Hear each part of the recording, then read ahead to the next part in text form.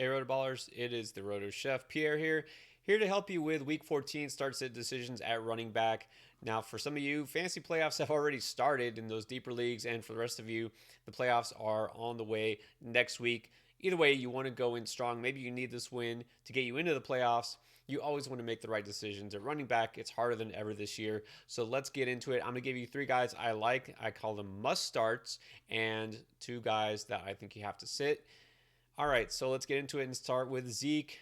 You would think this wouldn't even be up for discussion, but this year, a lot of legitimate questions about Zeke, and his workload has been cut down. The knee has been an issue for now a couple of weeks, and so people are actually wondering, do we keep starting him? Now, let me tell you something because I know now that decision is made a lot easier because Tony Pollard has been found out that he has plantar fasciitis in his left foot, a tear actually, and he could still play with it. They're saying that he could just get an injection and play through it. It's kind of more of a pain tolerance thing. So he hasn't been ruled out, at least as of right now. But even so, I had Zeke as a must start even before this news came out. Why? Not just because, well, it's Zeke, right? You got to start him. He was your RB1. Wherever you draft him, I don't care about all that. The thing is, he's still getting a fair amount of carries. I know it's down from his usual, workhorse role in the past, but he had 13 carries this past week, even with the knee issues. And that was a really tough run defense going against the Saints. It's going to be easier this time going against Washington. Look, the Cowboys want to go in to the postseason. Also, they need to get a victory. And I think that they're going to give him a fair amount of carries. And with Pollard hurt now, it's going to be maybe even up to 20 touches. That's what you want to see. It's not like he's been performing poorly. Maybe not his, like I said, usual elite RB1 status. But he's averaging 4.4 yards per carry. It's not like he's been a bum. You got to keep him in your lineup, especially now the news that Pollard might be limited or maybe not even play at all. So I think that they're going to really rely on him this week. You got to keep him in there. Don't question it too much. Chuba Hubbard, I mean, it's not like I think he's an auto start just because he's a starter in Carolina, but there's a lot of factors, a lot of moving parts here. I will start by saying, look, this might be the last week you want to start Chuba Hubbard because down the stretch, Carolina has possibly the toughest schedule, especially against running backs. But this week, it's the Falcons. All right, so number one, favorable matchup. And this is a team that's allowed 100 or more rushing yards to the running backs for 6 straight weeks until last week, and that's because Tampa Bay, they just decided they didn't want to run the ball, right? Tom Brady just came out and threw 20 passes in the first quarter because they can do that because it's Tampa. But this is a defense that will be generous to the run. Now, the other thing is you probably heard that Carolina, during the bye week, they let go of their offense coordinator, Joe Brady. Why? Well, it's kind of a difference of philosophies between the head coach, Matt Rule, and Joe Brady. Matt Rule, I don't think he was kidding when he said he wants to run the ball 30 to 33 times a game because they probably should be doing that. Cam Newton just isn't the same Cam Newton. He had this one good game, one god awful game. I think he can still get by as a starting quarterback on the right system, the right offense, but it's going to be one that doesn't rely on him throwing the ball too much. So even though Cam will steal some carries and maybe some goal line work, if they run the ball 30 plus times without CMC there, that means Chuba Hubbard is getting a ton of work because there's really nothing behind him. Amir Abdullah is just a pass catching back. So I know Hubbard doesn't have a super high floor, especially going forward in less favorable matchups, because he has been actually pretty bad catching the ball. 6 drops already. That's why they have Abdullah. But this week, I think the volume he should get and the matchup begs you to start him. But that's it. After this week, you can probably bench him. All right, what about Melvin Gordon? Is he back, first of all? Probably. Again, we'll wait to see on Sunday. But it looks like he's been practicing, trending towards playing, saying he feels good. So Gordon is back in there. Now, everyone going crazy about Javonte Williams. I did have Javonte Williams as a must start last week. I paid off. Melvin Gordon, though, a lot of people thinking now Javonte's just taking over this backfield. No, that's not. That's what we want as fantasy owners, but it's not the reality. The Denver Broncos will have still a committee with these two guys, and we've seen Gordon has kind of been the 1A to the 1B. I know everybody wants Javonte to be the 1A.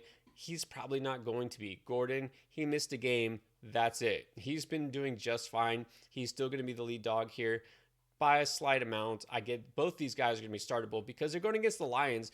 But again, Gordon, it's not like he's dead. He missed a game. He's back. He's got a great matchup. You put him in there. You put Javonte in there also. Look, I think Williams, based on how effective he's been running, he could be more productive. I do think Gordon still gets more touches. So going against Detroit, Melvin Gordon, you slide him right back into the lineup. Look, there's not many running backs who are going to get as many touches as he is, even in this timeshare. He's averaging 12.3 attempts per game, all right, and 4.5 yards per carry. He's actually doing pretty well this season, partly because maybe less touches means he's staying a little bit fresher.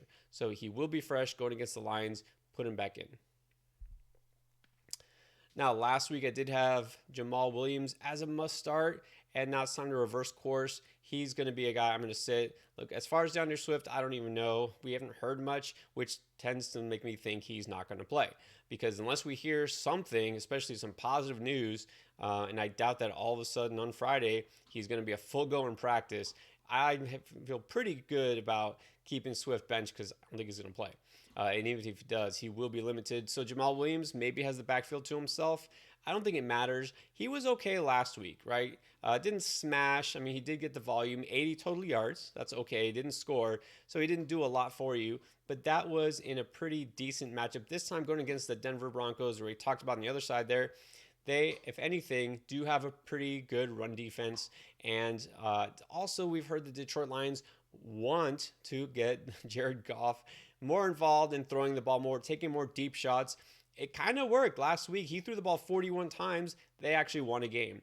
And remember early in the season, week 1, where they almost beat the Niners, and they had at least some points on the board the first couple of weeks because they were throwing it a ton. So they got away from that. Didn't quite work. And now, especially with Swift out, it's going to be a little bit more pass heavy. Jamaal Williams is okay. He's not a must bench in every format. If you're desperate, you could roll him out, but you can't expect much. So I'm having him as a sit in this Denver Bronco game. I think he could definitely flop. And James Robinson, a guy going back to the well again, as last week I had him as must sit. I'm going to go with it again. Look, nothing against the guy. I think that he is still a quality running back. We know he's been banged up. We also saw him fumble last week and not get back in the game for a while. And so is he in the doghouse now? I don't think so. I think he'll be okay as far as playing time. But I just think that the floor isn't there anymore, especially because the Jaguars, I mean, could their offense get worse? It seems like it can because every week it kind of takes another step backwards, keep missing certain guys, and they're just not putting up points on the board. Now going against Tennessee, this is probably going to be the lowest scoring game of the week. Tennessee, not a lot on offense to offer either, but one thing they do is they stop the run. This is a defense that is kind of a funnel defense. They are third best in terms of limiting fantasy points to running backs, but they give up a lot through the air. They won't give up a lot through the air to the Jaguars, but probably this game will wind up being 10-7. So if James Robinson falls into the end zone, then you get lucky and you get a few points. Otherwise, you're going to be disappointed yet again. So honestly, I don't consider Robinson a solid starter unless you have no better options.